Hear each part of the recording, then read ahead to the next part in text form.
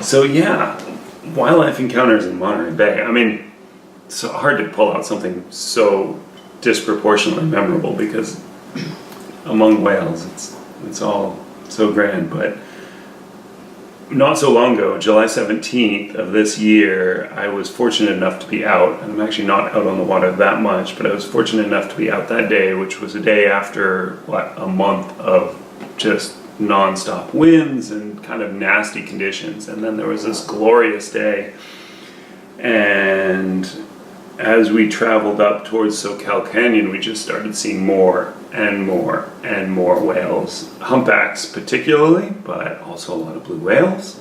And given this work that I've been doing on individual ID with Happy Whale, I was very focused on photographing flukes and identifying individuals and trying to see who we were seeing. And so I was just shooting, and as a naturalist on the boat, I was trying to talk to people at the same time, was announcing stuff. Oftentimes what I will do is photograph a whale and then show people the fluke, whether if we see one with killer whale rake marks or this kind of thing.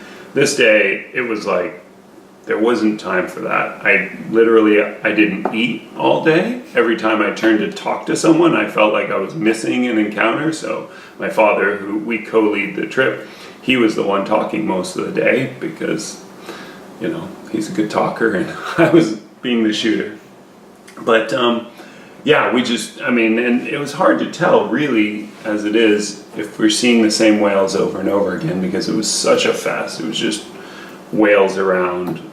And it was an 8-hour boat trip, and pretty much we took our time to get up there. So probably from maybe 9:30 to 2 p.m. when we started to pull away and head in towards Moss Landing and then down back to Monterey.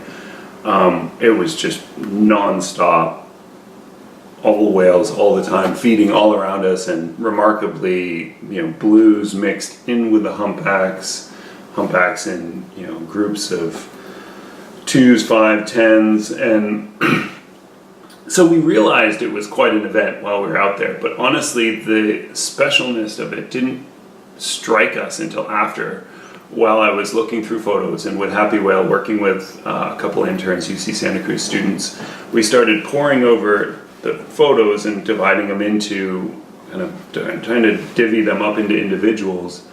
And our first pass, separating everything, we came up with potentially like 140 individual humpbacks. Now many of those turned out to be same whale sighted repeatedly through the day, but after pulling together my photos, images from Kate Cummings, images from a bunch of individual contributors. I haven't looked at any Monterey Bay images yet, or a few of Kate Spencer's photos. We've come up with 102, and a ton of Jody's photos, a ton of your photos. And we came up with 102 individual humpbacks, identifiable. Handful more that the flukes weren't high quality enough to really say, yes, this is a definite animal. And haven't divided up the blue whales, but there were at least 10 different blue whales in there. And of those 102, what was particularly amazing to me is that over this last year, we've had a really high rate of resights. So over the year, we've had a high resight rate increasingly. So when we started this project, it was something like a 30% resight rate, and it's gone up from there, such that of any sort of on a new day, on any given day, a whale in Monterey Bay has a 40 to 60% chance of being known to us.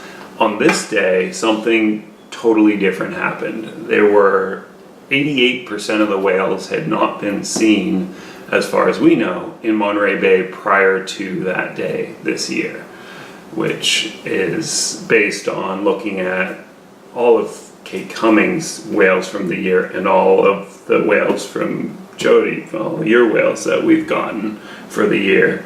And so mean, the experience of the day was astounding, but the concept of the day to me is what was most memorable, which is that you had this wind event of so much, which is generating upwelling, which is pulling the food to the surface of the incredible productivity in Monterey Bay.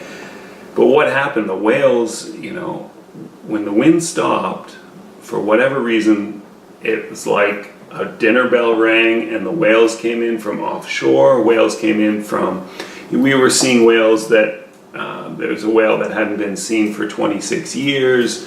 One of our longest time resites for the Pacific Ocean from 1987 to 2016.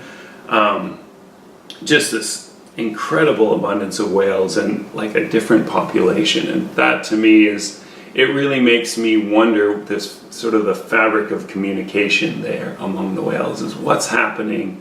What do they hear that has them suddenly come just streaming into right there, super concentrated around SoCal Canyon, feeding and then leaving, and pretty much done. A handful of those whales have stuck around, but for the most part, most of them appear to have left.